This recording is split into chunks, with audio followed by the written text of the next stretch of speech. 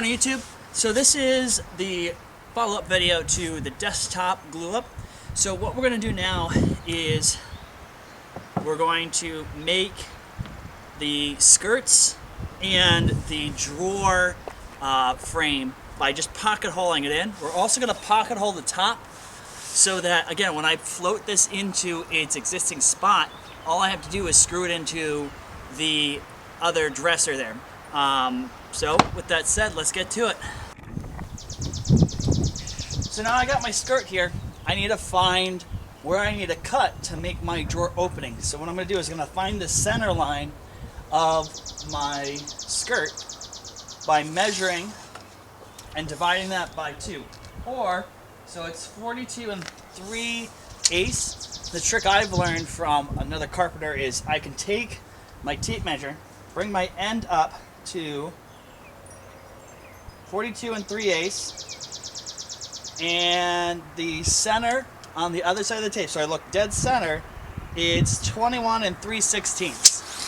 So I'm going to mark a line at 21 3/16, and then I'm going to go 6 inches to the left and 6 inches to the right, plus an eighth for opening, plus an eighth for the opening of my 12-inch drawer. So with that said, let's get to it.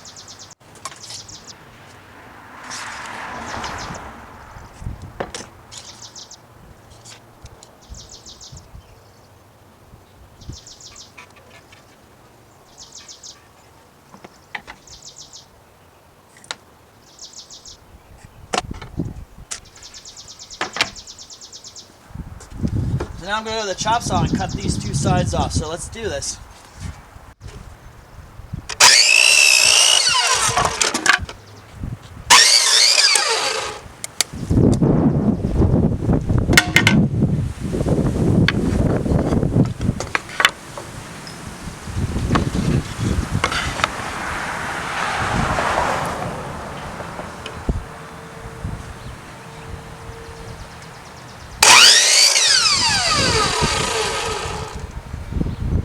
So now that I have my skirts, what I want to do now is I want to make the subframe out of this other piece of pine here go from the back edge here all the way almost to the back edge of the desk. I don't need it to touch, but I'm going to get it close. And what's nice about that is, again, everything's getting pocket holed for this frame today. So the nice thing is that it'll give rigidity to the desktop so it won't warp over time. So what I'm going to do is I'm going to measure out what that is. So if I take my tape measure, the one thing I forgot to add is I actually am going to do a 2-inch overhang because, again, the person's going to be sitting at this desk a lot and I don't want the knob to be anywhere close to them while they're sitting at the desk. So I'm recessing it, the skirts, back far enough so that when I put the lip drawer in, I don't have any chance of someone, the customer's belly being touched by the drawer or it impeding their ability to sit at the desk. So what we want to do is we want to cut the rear supports to 18 inches exactly. So with that said, let's lay them out.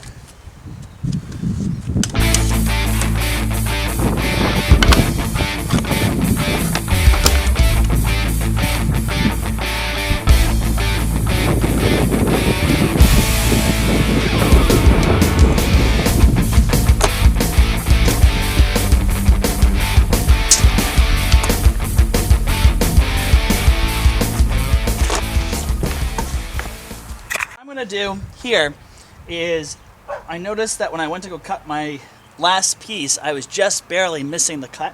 So what I'm going to do is I'm actually going to do that technique I talked about in another project. I'm actually going to put a piece of wood in here, thus raising up my board so that when I come to cut down, I cut all the way through the first time and I don't have to recut. So with that said, let's do this.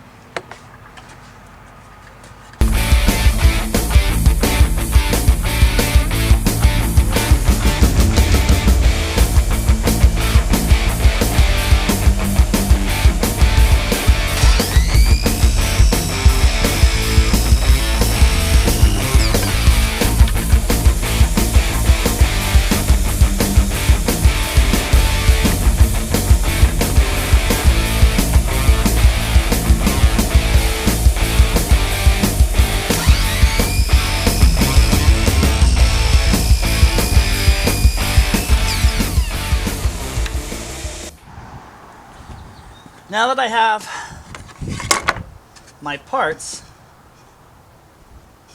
what I'm going to do is I'm going to start laying out pocket holes for all these parts. So for the desktop itself, I'm going to do about 2-inch spacing because they don't need that many screws. So 2-inch spacing across here, and then I would do the same for the rest of them just to keep it together.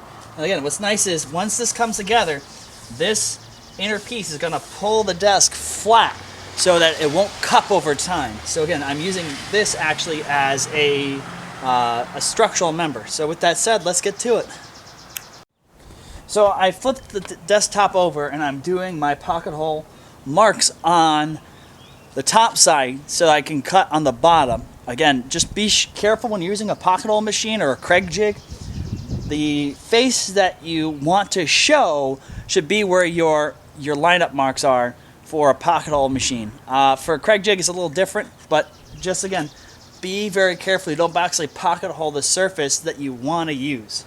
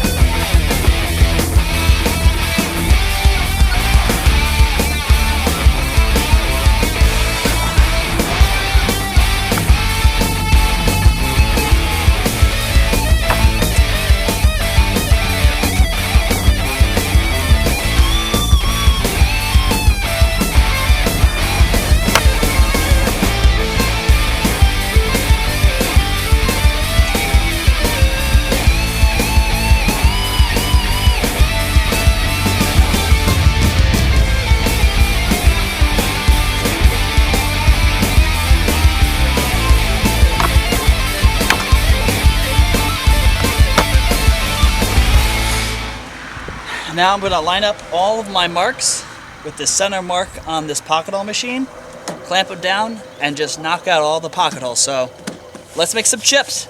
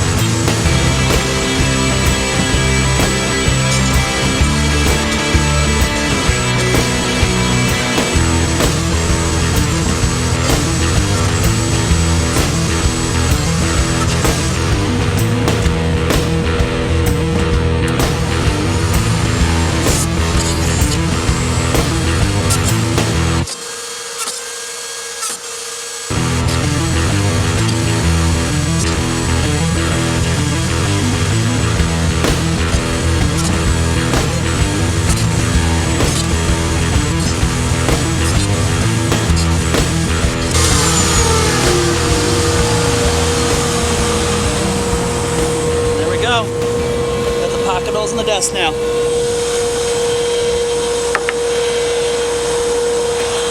So this is the structure for the bottom of the desk, and I got all my pocket holes in and everything lines up. I did make some mistakes on 2 side pieces. I accidentally pocket holed it on the wrong end, so I had to go and do it on the opposite end. Something that's, it's not major, but I should plug up the holes with some wood putty or some dowels just to hide them. But for the rest of them, it's not really going to matter where they are. So next time what's going to happen is we're going to take all these pieces, the whole entire desk assembly, we're going to pre-finish the entire thing. So sand off all the pencil marks, prep it for gluing, and then we're going to glue and screw the entire desk together. Once that's done, we can start building our drawer. So with that said, I hope everyone's staying safe and have a great day.